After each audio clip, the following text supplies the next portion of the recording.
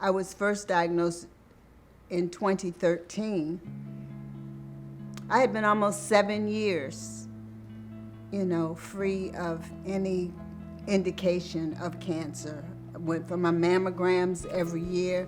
Nothing was going on. I felt energetic and everything. Well, I had just recently retired from teaching, and I was diagnosed with prostate cancer and started radiation treatment. It was my 60th birthday, and I went for a scan about something else and discovered I have lung cancer. And then it was just a complete downward spiral from there. I did chemo and radiation, and right in the middle of all that, a respiratory pandemic hits. I was just shocked because I didn't have any warning, physically, that something was wrong. The side effects of the radiation were getting pretty severe. And my wife was familiar with Hope Connections. I figured I'll come to Hope Connections, I'll take a couple of yoga classes, I'll sift through meditation, and that'll make my wife feel better. So I started coming, and very reluctantly. But after about 5 or 6 sessions of yoga and meditation, I realized this felt good. I realized the side effects were starting to subside, and I continued, and been coming ever since. I'm a really capable person.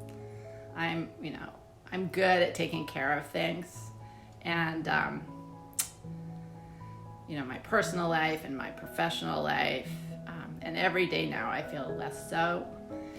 The whole process of figuring out my medical care, doing research, talking to people, beginning to understand of this world of palliative care and what compassionate care means in a medical surrounding.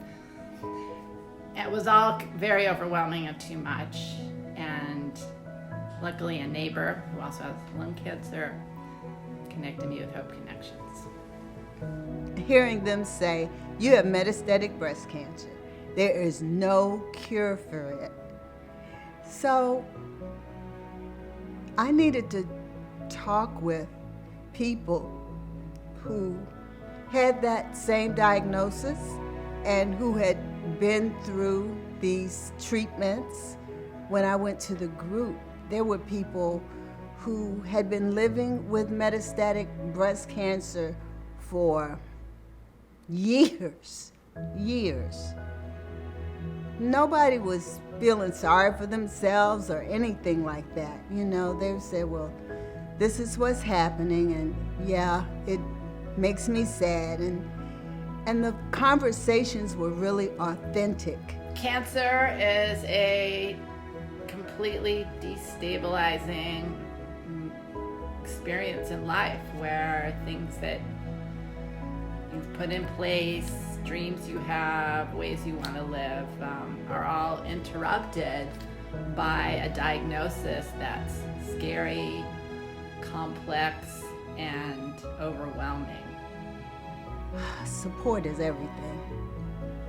And everyone doesn't have like a ready-made support group among their family and their friends. Or maybe their family and their friends need some support, whether they want to accept it or not. The options are there, Hope Connection has become my passion. Hope Connection is an extended family for me. It's a connection to people. It's a connection to a mission that I think is vital in providing support to cancer patients, survivors, and their caregivers. I felt as though a warm blanket was being wrapped around me in this crazy spiral of my 60th year. I couldn't be more grateful for the support. In fact, my husband and I already in December added Hope Connections to our list for charitable giving, and are deeply grateful to everyone that makes gifts and gives volunteer time to make this amazing organization possible. It's hope. I have the faith and they offer the hope of something different. What I focused on, even more, I think, this time than the first time I had